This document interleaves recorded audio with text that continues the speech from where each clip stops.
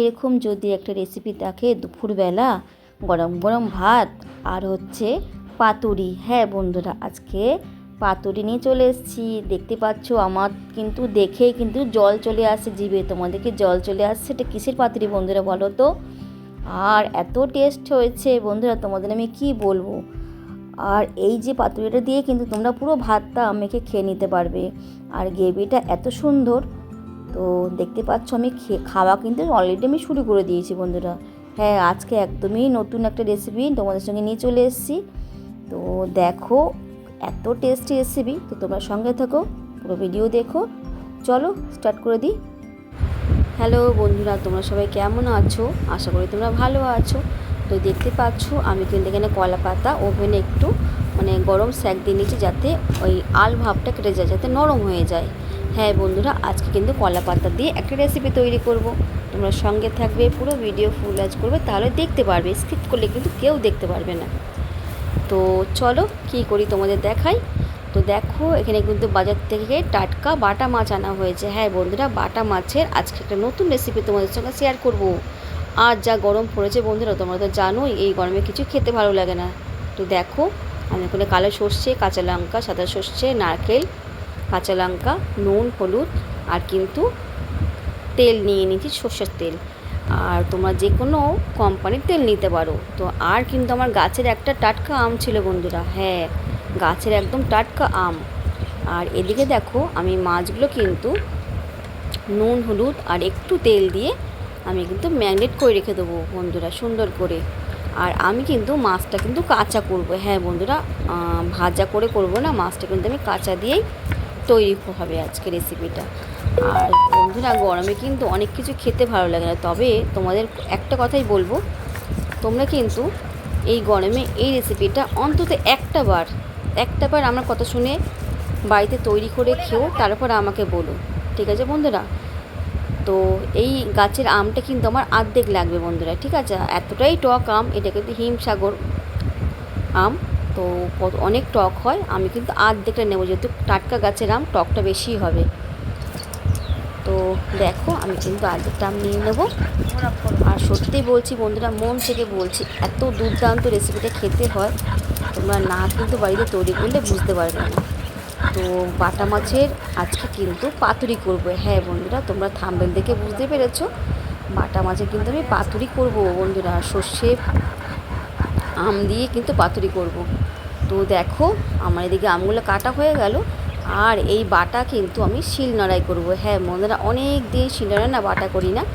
তো মা ঠাকুমারা কিন্তু শিলনোড়ায় বাটা করতো, আর কিন্তু খুব সুন্দর স্বাদ হতো।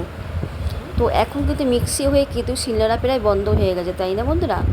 তো আমার তো মিক্সি আছে, শিলনোড়াও আছে। তো আমি চিন্তা করলাম যে আজকে একটু শিলনোড়া একটু মশলা বাটা করি। আর সর্ষে কিন্তু শিলনোড়া বাটলে কিন্তু খুব টেস্ট হয় বন্ধুরা। তো দেখো, আমি কিন্তু দুরকম সর্ষে আর কাঁচা লঙ্কা কিন্তু শিলনোড়া বেটে নেবো। দেখো, খুব টেস্ট হয়, একটু মিহিন করে বাটবে বন্ধুরা। একটু কিন্তু অবশ্যই নুন দেবে। সর্ষেতে নুন দিলে কি হয়, তিতকুটে ভাবটা কিন্তু থাকে না, বুঝতে পেরেছো বন্ধুরা?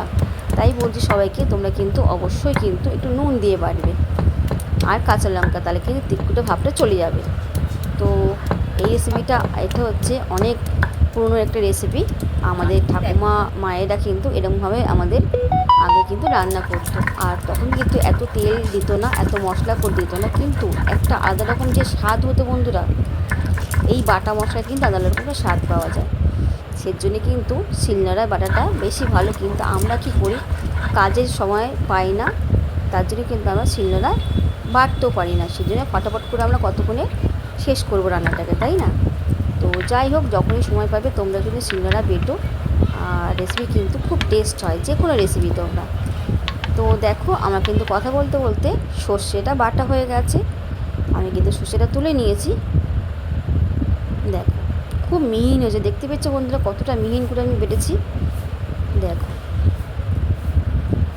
এবার কিন্তু আমি আমগুলো বেটে নেবো বন্ধুরা।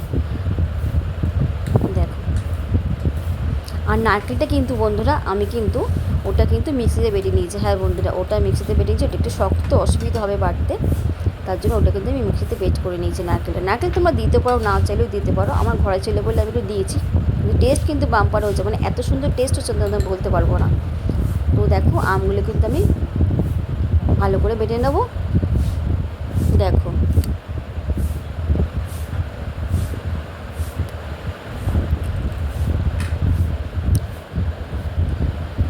আর এই গরমে প্রচণ্ড গরম, সত্যি কথা বলতে কোনো কিছু খেতে ভালো লাগে না।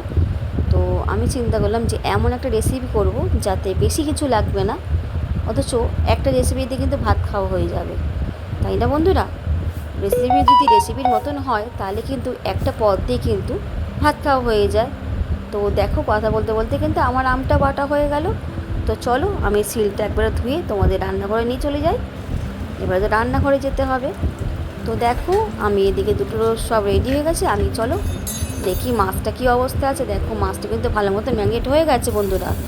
তো দেখো আমি কিন্তু এবার মাছটার মধ্যে দিয়ে আমি সর্ষেটা যে বাটা করেছিলাম ওইটা পুরোটা আমি দিয়ে দেবো। সর্ষে, আম, যা যা আমি বাটা করেছি সব আমি দিয়ে দেবো, দিয়ে কিন্তু ভালো করে মাখাবো। হ্যাঁ, ভালো করে মাখাতে হবে। আর হচ্ছে এর মধ্যে কাঁচা তেল, নুন, হলুদ সব দিয়ে সুন্দর করে মেখে একদম যদি 10 মিনিট মাখিয়ে রাখতে পারো তাহলে তো আরও ভালো।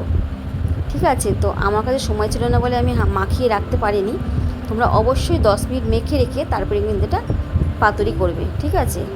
তো আমি দেখো আমি দিয়ে দিলাম কিন্তু এখানে কাচ্চি ধানি সরষের তেল দিয়ে দিলাম। এবার ভালো করে হাত দিয়ে মাখবো। হ্যাঁ বন্ধুরা, হাতের স্বাদ কিন্তু অন্যরকম। তোমরা হাতে আম মাখা খাবে আর চামচ দিয়ে আম মাখা খাবে বন্ধুরা, তোমরা বুঝতেই পারবে যে কী টেস্ট।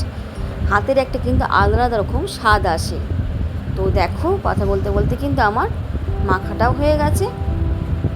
দেখো, তো চলো যে কলা পাতাগুলো আমি ছেঁকে নিয়েছিলাম সেই কলা পাতাগুলো আমি নিয়ে নিলাম, নিয়ে কিন্তু আমি তেল মাখিয়ে দিচ্ছি। দেখো সুন্দর করে তেলটা মাখাবে বন্ধুরা চারিদিকে। তেল মাখিয়ে এবার কিন্তু আমি মাছগুলো দিয়ে দেবো। আমি কলা পাতা যেহেতু বড়ো সেজন্য আমি 2 কি 3টে বা 4টে তোমরা দিতেই পারো। আমি 3টে করে করেছিলাম, একটা 3টে দিয়েছিলাম, একটা 4টে দিয়েছিলাম। দেখো বেশ কিছুটা ওখান থেকে গ্রেভি তুলে দিয়ে দেবে। দেখো দিয়ে কিন্তু দেবে, কলা পাতাটা ভালো করে মুড়ে নেবে, মুড়ে একটু সুতো দিয়ে বেঁধে নেবে।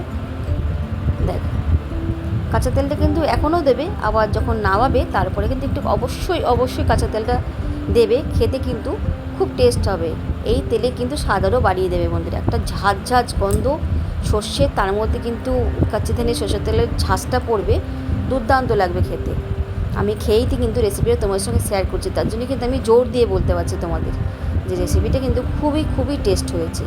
তাই বলছি কেউ কিন্তু মিস করো না, তোমরা কিন্তু কালকেই তৈরি করে ফেলো রেসিপিটা। আর হ্যাভক কোনো জিনিস দিয়ে কিন্তু আমি তৈরি করিনি, তোমাদের দেখিয়েও দিলাম। তো দেখো এরমভাবে কিন্তু আমি আর একটা তৈরি করে নেবো। দেখো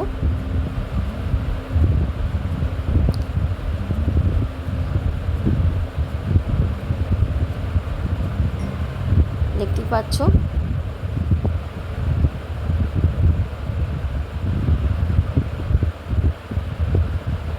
আমি একই রকমভাবে বেঁধে নেবো সুতো দিয়ে।